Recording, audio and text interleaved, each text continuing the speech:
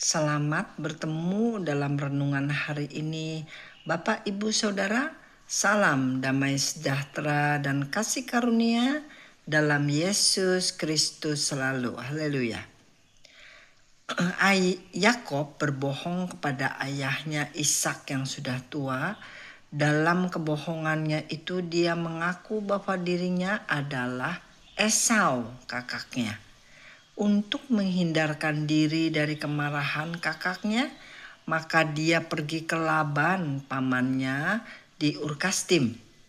Pamannya mempunyai anak gadis yang elok mukanya yang bernama Rahel. Dia bekerja untuk pamannya selama 7 tahun untuk mendapatkan Rahel, tetapi pada hari pernikahannya, apa yang terjadi?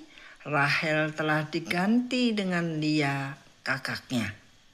Dari Kejadian 29 ayat 25, tetapi pada waktu pagi tampaklah bapa itu Lea.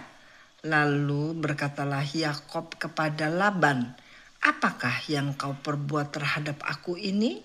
Bukankah untuk mendapat Rahel aku bekerja padamu? Mengapa engkau menipu aku? Saudara, posisi Rahel dibandingkan Lia sangat berbeda. Diambil dari Kejadian 29 ayat 30, Yakob menghampiri Rahel juga. Malah ia lebih cinta kepada Rahel daripada kepada Lea. Demikianlah ia bekerja pula pada Laban 7 tahun lagi. Ayat 31, ketika Tuhan melihat bahwa Lea tidak dicintai, dibukanyalah kandungannya, tetapi Rahel mandul. Saudara-saudara, cerita ini menceritakan hal yang sama dengan Tuhan Yesus, di mana dia datang sebagai manusia di bumi ini untuk bangsa pilihannya Israel. Tetapi keselamatan akhirnya jatuh ke bangsa-bangsa karena Israel menolak dia. Rahel memang tidak menolak Yakob, tetapi alasannya adalah kakak harus menikah dulu. Berarti Lea harus menikah dulu. Hal yang di luar dugaan Yakob. Juga hal yang sama terjadi di luar rencana Yesus.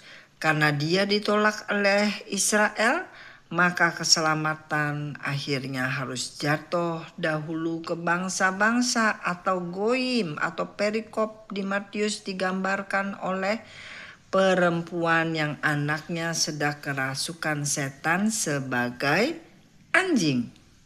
Dari Matius 15 ayat 24 jawab Yesus, aku diutus hanya kepada domba-domba yang hilang dari umat Israel. Ayat 26, tetapi Yesus menjawab, tidak patut mengambil roti yang disediakan bagi anak-anak dan melemparkannya kepada anjing. Ayat 27, kata perempuan itu, benar Tuhan, namun anjing itu makan remah-remah yang jatuh dari meja tuannya.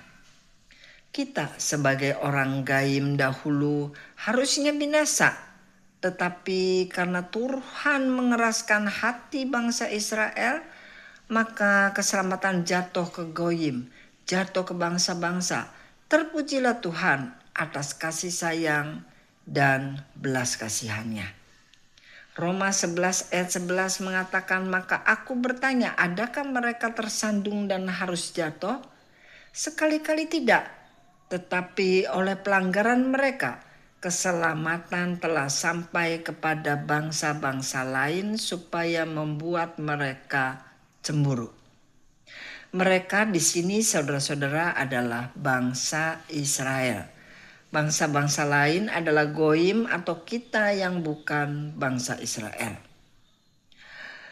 Terpujilah Tuhan dan bersyukur akan perbuatan-perbuatannya sehingga kita yang layak mati mendapat kemurahan atau merit favor sehingga oleh kasih karunia-Nya kita mendapat keselamatan.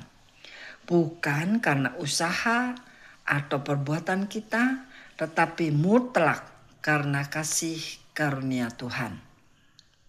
Tuhan Yesus sudah diutus di dunia untuk menyelamatkan kita, menebus dosa-dosa kita sehingga kita mengetahui atau menyadari bahwa bukan kita yang taat sehingga diselamatkan, tetapi karena ketaatan Yesus kita diselamatkan. Filipi 2 ayat 8 menggambarkan ketaatan Yesus. Dan dalam keadaan sebagai manusia, ia telah merendahkan dirinya dan taat sampai mati. Bahkan sampai mati di kayu salib. Siapakah yang taat, saudara? Tuhan Yesus yang taat.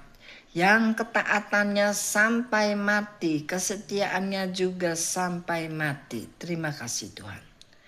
Dari Roma ayat 5 ayat 19, jadi sama seperti oleh ketidaktaatan satu orang, semua orang telah menjadi orang berdosa. Demikian pula oleh ketaatan satu orang, semua orang menjadi orang benar. Ketidaktaatan satu orang itu siapa, saudara? Yaitu ketidaktaatan manusia pertama, Adam. Karena dia, maka keturunannya jadi orang berdosa. Ketaatan satu orang siapa, saudara? Yesus. Ketaatan Yesus yang sampai mati membuat kita dan keturunannya menjadi orang benar. Sebagai orang-orang benar, senjata yang ditujukan kepada kita semua tidak berlaku atau tidak mempan. Dan tuduhan kepada kita juga akan kita buktikan salah. Yesaya 54 ayat 17 menggambarkan itu. Setiap senjata yang ditempa terhadap engkau tidak akan berhasil. Dan setiap orang yang melontarkan tuduhan melawan engkau dalam pengadilan akan engkau buktikan salah.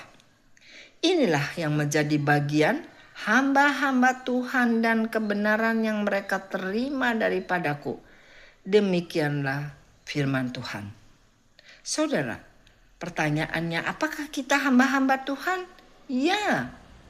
Apakah kita sudah benar? Dari ayat di atas, dari pengertian yang di atas, kita semua sudah menjadi orang benar. Demikianlah renungan hari ini. Sampai bertemu kembali di lain kesempatan.